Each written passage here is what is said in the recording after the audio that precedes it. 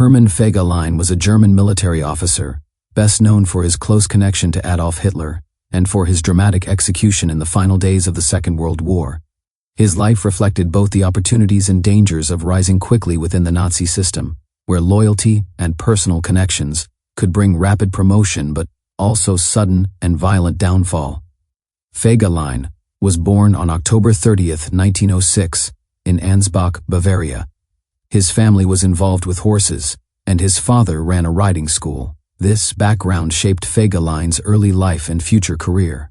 He became an excellent horseman at a young age and developed strong skills in riding, training, and managing horses.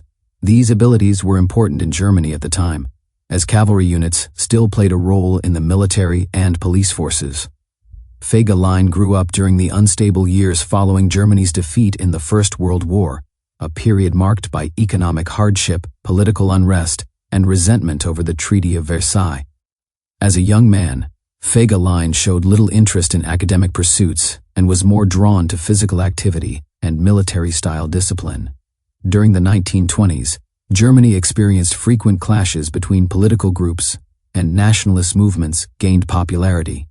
Fegelein became involved in these circles and eventually joined the Nazi Party and its paramilitary organizations. His riding skills made him particularly useful to the SS, which valued ceremonial appearances, mounted units, and displays of tradition and strength. Fegelein officially joined the SS in the early 1930s, a time when Heinrich Himmler was rapidly expanding the organization. The SS was becoming more powerful and influential, moving beyond its original role as Hitler's personal bodyguard. Fegelein quickly gained attention because of his competence with horses and his willingness to carry out orders without hesitation. He helped organize and lead mounted SS units, which were used for both training and propaganda purposes. His work brought him into contact with senior SS leaders, and he benefited from the system of favoritism that rewarded loyalty over merit. Throughout the 1930s, Fegelein's career advanced steadily. He received promotions at a relatively young age and became known as an ambitious and socially skilled officer. He understood how to navigate the internal politics of the Nazi system and aligned himself closely with powerful figures, especially Himmler. This relationship proved crucial, as Himmler often protected and promoted those he trusted personally.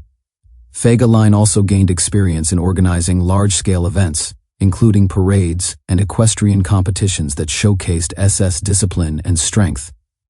When the Second World War began in 1939, Fegelein transitioned from a largely ceremonial role into active military service. He took part in the invasion of Poland, serving with SS cavalry units.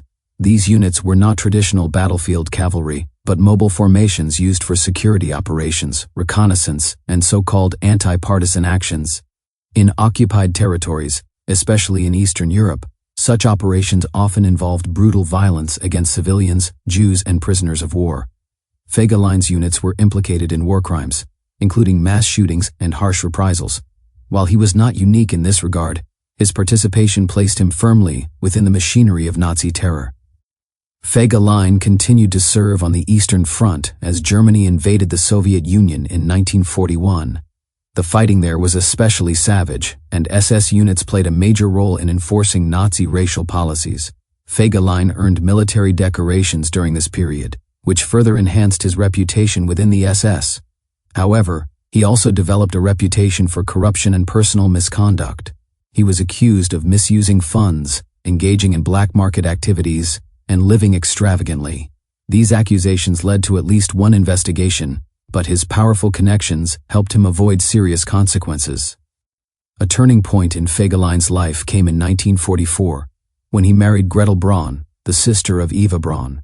Eva Braun was Adolf Hitler's long-term companion, though this relationship was not publicly acknowledged for most of the Nazi era. By marrying into the Braun family, Fegelein became part of Hitler's inner social circle. This marriage greatly increased his status and influence. He was frequently present at Hitler's headquarters and later at the Führerbunker in Berlin. His role shifted from field command to that of liaison officer between Himmler and Hitler, a position that placed him at the center of power during the final phase of the war. Despite his elevated position, Fegelein's behavior did not change significantly. He continued to enjoy a lavish lifestyle whenever possible and often appeared indifferent to the deteriorating military situation. As Germany's defeat became increasingly obvious in late 1944 and early 1945, tensions within the Nazi leadership grew, trust eroded, and paranoia became widespread. Hitler, increasingly isolated and unstable, viewed any hint of disloyalty as a potential betrayal. In April 1945, as Soviet forces closed in on Berlin, Fegelein was stationed in the Führer bunker. During this critical period, Heinrich Himmler secretly attempted to negotiate with the Western Allies in hopes of securing a separate peace. When Hitler learned of these actions, he saw them as a direct betrayal. As Himmler's liaison officer, Fegelein was immediately suspected of involvement, or at least knowledge of the negotiations. Around the same time, Fegelein was found to have left the bunker without permission, reportedly attempting to flee Berlin. He was discovered in civilian clothing, carrying cash and jewelry, which further fueled suspicions of desertion. Fegelein was arrested and brought back to the bunker.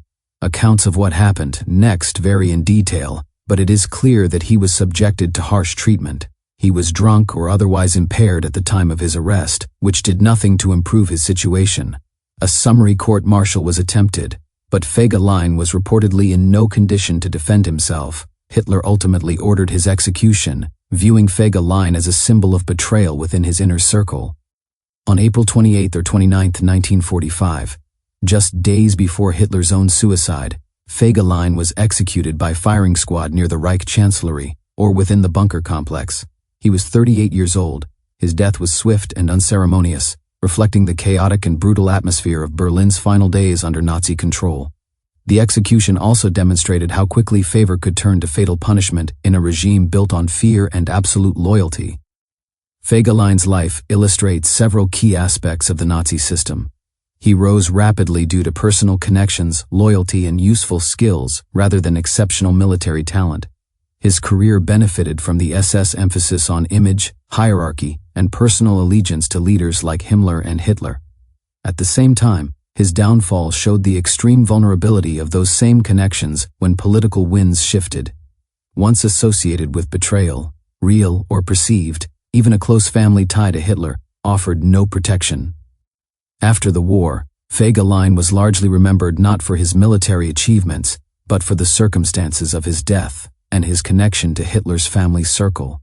Historians have also examined his role in SS operations in Eastern Europe, where evidence links his units to atrocities against civilians. These actions place him among those responsible for the crimes committed by the Nazi regime, even if he was not among its most prominent leaders.